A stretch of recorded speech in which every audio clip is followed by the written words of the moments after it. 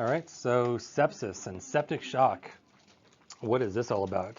So it's super popular, right? It's about 60% of our ICU patients, if they're in shock, they're probably in septic shock, right? So we're over here on this guy right here. We're in a distributive shock or a vasodilatory shock where our vessels are dilated out because we have some kind of bacteria, something that's causing our body to go haywire, right? Those are exclamation points, and have a dysregulated response, right? It's overreacting, right, to a situation. If it just reacted fine, we would not be in septic shock, but we overreact and we create a cytokine storm. We create a widespread inflammation. And our body tries to calm it down by releasing anti-inflammatory stuff, right, such as corticosteroids and other anti-inflammatory things, but the damage is pretty much too far gone. The inflammatory cascade can cause clots to form, and then our anti-inflammatory cascade breaks down those clots, and then they form more clots and breaks it down, and then so it goes back and forth until you use up all your platelets, your fibrinogen, and your INR system gets longer and longer and longer because you're now coagulopathic or in disseminated intravascular coagulopathy, right? So all these are complications that can occur. That is a key complication, but also you can have multi-organ failure, where this inflammation not only causes lack of flow to the organs, but actually makes the organs not work good in the first place.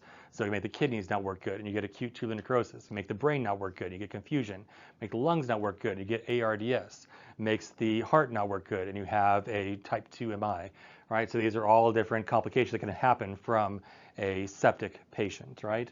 And of course that can develop into septic shock when we start having low perfusion to the organs, right? And low perfusion means you have development of what is going to rise? Lactate, right? So your lactate is going to start going up. And now when that starts getting greater than 4, now that's even more vasodilation and more disruption of normal cellular processes. So it costs a lot of money, right? We have sepsis alerts that get fired automatically in the computer system, right? It's very, very common. So we want to make sure that we're recognizing it as soon as possible. On the flip side, sometimes like, oh, it's a sepsis alert. No, they're just in pain, and we're doing a weaning trial, right? But at the same time, sometimes you have to look, oh, shoot, they got a new fever, and now they're getting more hypotensive, and like they go into AFib RVR, right? So all these things piecing together can tell you, should we start antibiotics again? Because maybe the antibiotics fell off yesterday, right? So we got to make sure that we are alert to those things. Especially, because sometimes in rounds, we're like, hey, let's try, they're doing good, let's take off the antibiotics, see how they do. Right, and then it changes providers the next day. The intensive is different the next day, right? And they don't realize that it got discontinued. So it's our job to be kind of alert to that. Or what antibiotics are they on, right? And why aren't they on antibiotics? I thought they were here for septic shock. What's going on, right? So that's what kind of clues us in that are they getting better or not?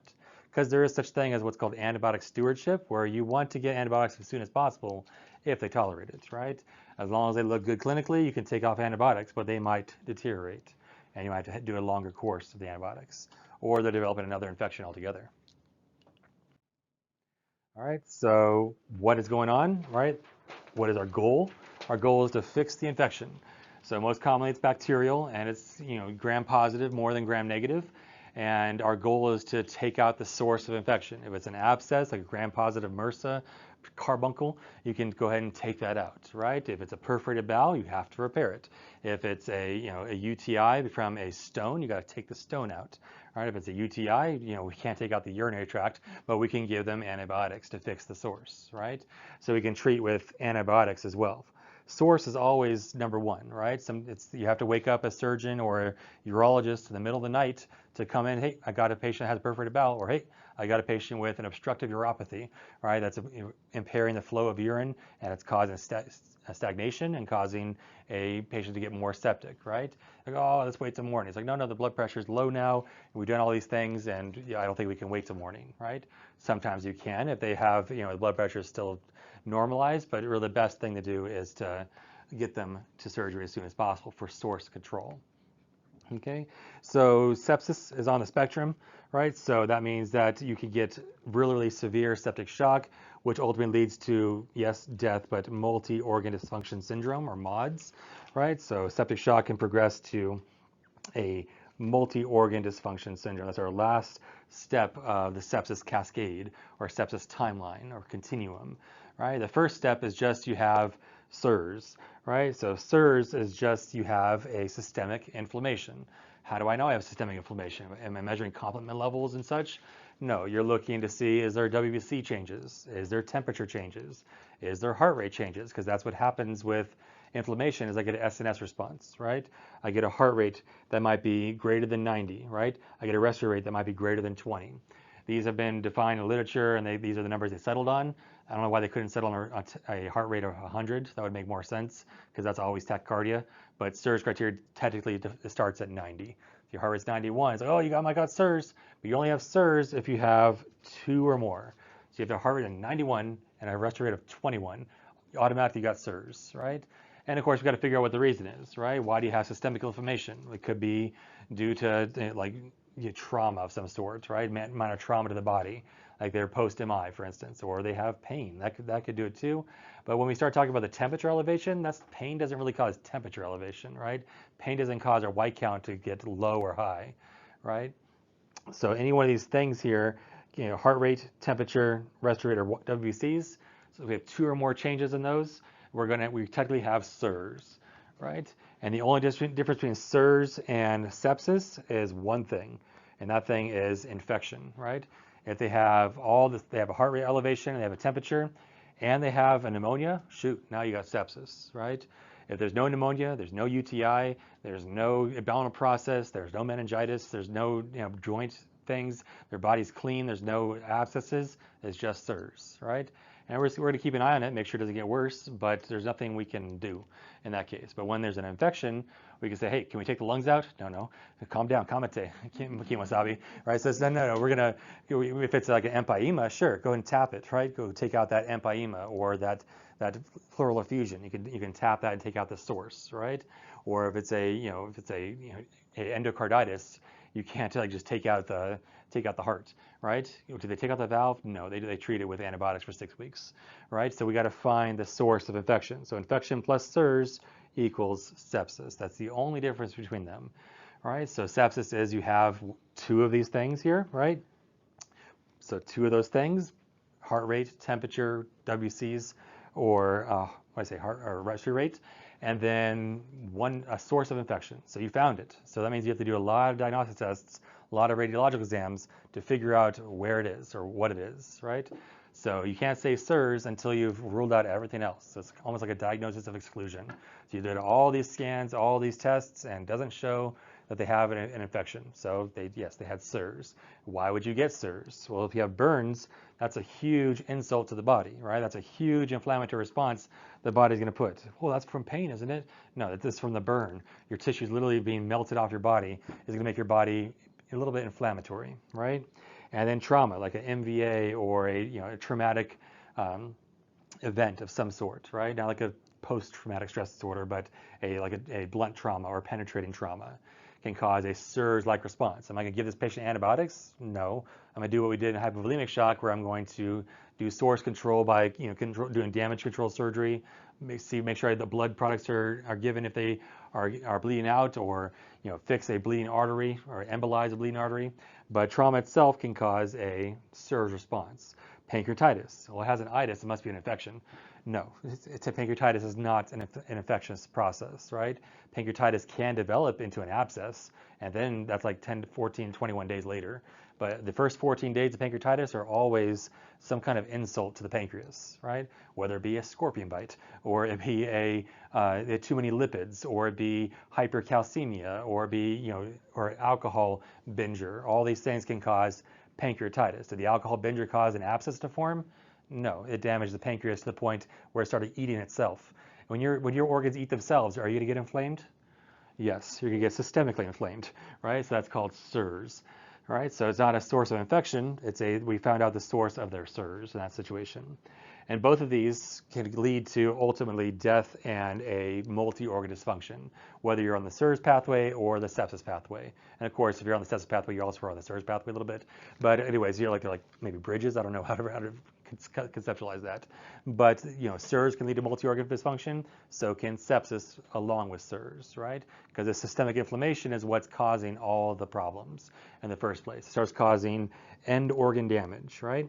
This end organ damage here is what is going on in severe sepsis. So severe sepsis and sepsis, the only difference is you have sepsis, which means you have 2 SIRS and a source of infection, but now you start getting damage to your body, right? So the kidneys start getting damaged. How do I know my kidneys are damaged? You can look at urine output. You can also look at what? Look at the creatinine, right? Creatinine is greater than 2. We looked at that other rifle criteria. Usually greater than 4 is definitely failure, but greater than 2 is worrisome, right? So what do you need to show that you have severe sepsis? Just 1. So if you have an infection, an pneumonia, and elevated creatinine from their baseline, so you have to know what the baseline is. When we talk about renal, those make more sense. But if their creatinine is elevated, shoot, you got severe sepsis. That's going to up the ante a little bit, and we got to be very, very alert and figure out what we need to do to turn you around, right? Definitely give antibiotics as soon as possible if we can, and help resuscitate the kidneys if we can. If it's an empyema, we can tap it, right, or infusion. What other signs of end organ damage is when my liver breaks down. How do I know my liver broke down? Your AST, ALT is elevated, or the T-billy is another way to tell that my gallbladder liver situation is not great, right? So T-billy greater than 2, for instance, right? INR greater than 1.5, greater than 60, that's hematological failure, but it's also could be failure of the liver, right? And then PF ratio is not on there, but PF ratio is also an indication that I have a damaged lungs, right? So there's other tools they use, like SOFA criteria, to see if someone is having end organ damage, right? So the other thing I know that I'm going to get end organ damage is when my blood pressure is low, right? I got a 40-point decrease, right? So it's 160s, now it's 120, technically, and you have some sepsis going on. You have 2 SIRS and a UTI, or you got 2 SIRS and abdominal perforated bowel. So yeah, I got a blood pressure went from 160s on arrival to less than 120, 110, 100. They're not hypotensive yet, but they are now severe sepsis, right? How do I know they're in septic shock? Well, because if they are severe sepsis, usually I'm giving 30 mLs per kilo of fluids, right? And that's, if the fluids aren't working, that's someone that has septic shock, basically, right? So I identify someone with severe sepsis, I give them 30 mLs per kilo of fluids and hope for the best, right? If the best isn't, hope for the best is where the blood pressure is stable, right? The lactate stays low, right? Lactate was, let's say, greater than 2, let's say 3, and it goes down to 2.5. Perfect. Still in severe sepsis. But if it goes from 3 to 5, or 3 to 3.5 even, that is now you've progressed to septic shock, right? That is not a great thing, right, to happen. And of course, if our blood pressure still goes down in the hour I'm giving my fluids, right? I give a 30 ml per kilo bolus at 3 p.m. and then at 3:30 p.m. or even 4 p.m. within that hour, the blood pressure keeps getting lower. That's someone that is now in septic shock, right? And obviously, septic shock puts you at a higher risk for multi-organ dysfunction syndrome. Okay, so septic shock is a persistent low blood pressure, or I'm giving fluids and the blood pressure is still not budging, right? I still have signs of end organ damage. My lactate is still going up, right? Lactate greater than 4, automatically you're already in septic shock. You don't have to wait for 2 or 1 organ damage. Greater than 4, you're already septic shock. There's no turning back. You're still going to get some fluids, so you see if it works. But lactate greater than 4 means my organs definitely are not getting perfused. I'm definitely at risk for multi-organ dysfunction. And technically, multi-organ means not 1, but more than 1.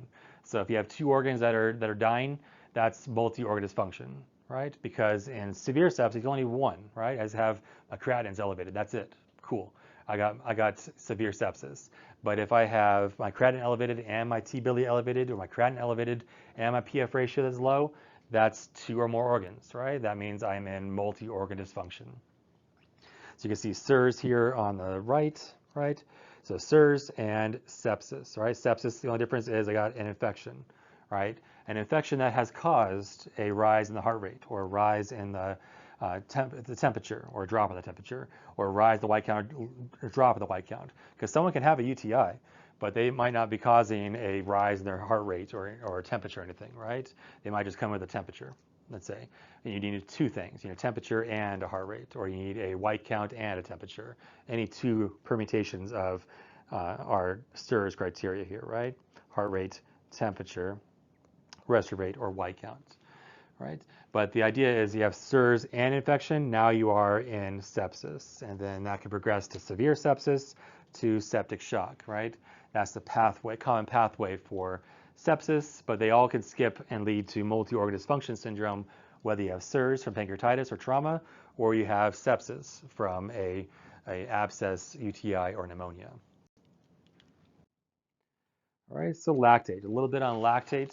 So lactate is good, right? We know that it is something that we're going to cash in later once the oxygen returns, once the flow returns to my extremities, to my tissues. I'm going to be able to cash in on the lactate and be able to get some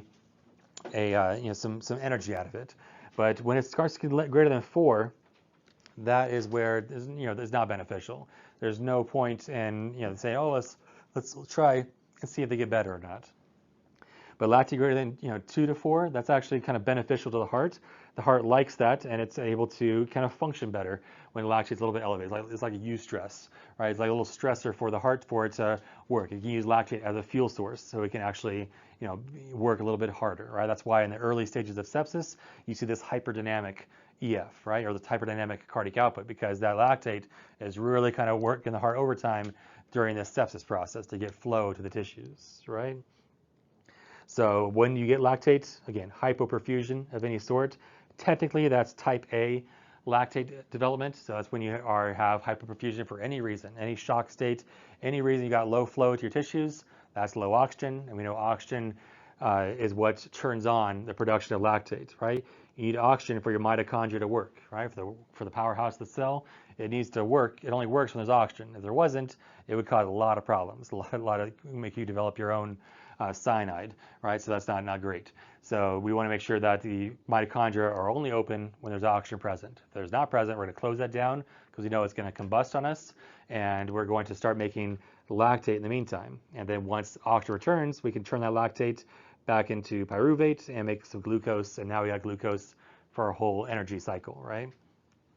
So that's the idea behind lactate. It's good until it's not. When is it not good? When your lactate is greater than 4, right? So it can be definitely concerning when it starts going higher and higher and higher, right? Necrotizing fasciitis, someone has just a little skin wound and it starts getting lactate greater than 4. It's like, oh shoot, that might be a really bad skin wound, right? So what else? They got, if they have a lactate that's elevated and their shock index is really high, that's a problem. The blood pressure starts going down. We know the lactate is not going to improve. And the vasopressor requirements start going up and up and up, and the lactate is still greater than 4. That is a problem, right? Levophed at 4 versus 40 mics Levophed. 40 mics is a lot of support, and your lactate's elevated, that can really tell you have really, really bad perfusion. So again, the knees, right? So we got a lot of lack of perfusion to our tissues. That's including our knees, and you can assess modeling based on how much hypoperfusion there is to the tissues, right? And of course, we're looking for other sources of poor perfusion, right? Why are they delirious? Is there a shock liver of some sort, right? So we're trying to see, is there a reason for this, for this continued increase in lactate? Sometimes just a low flow to a tissue, right? So like we had the patient who had like feet that were, all these clots were throughout their whole feet and lower extremities, and their lactate keep going up and up and up and up, right? That it was very concerning. We're giving a lot of fluids. She had a lot of fluids. We're giving a lot of pressors, but her lactate was going up because her tissues were literally dying. They weren't getting the flow they needed because there was clots in the way. She had DIC, and all those clots were forming and occluding the extremities distally. Okay, so a blockage of some sort can definitely raise your lactate dramatically. Okay, there is such thing as lactate being produced besides hypoperfusion. That's this type B type, like metformin can do it. You have like short bowel syndrome can do it. DKA can cause a little bit of lactate elevation. So there are some medications that'll do it as well, but for the most part, if your lactate is greater than 4, you can say it's hypoperfusion.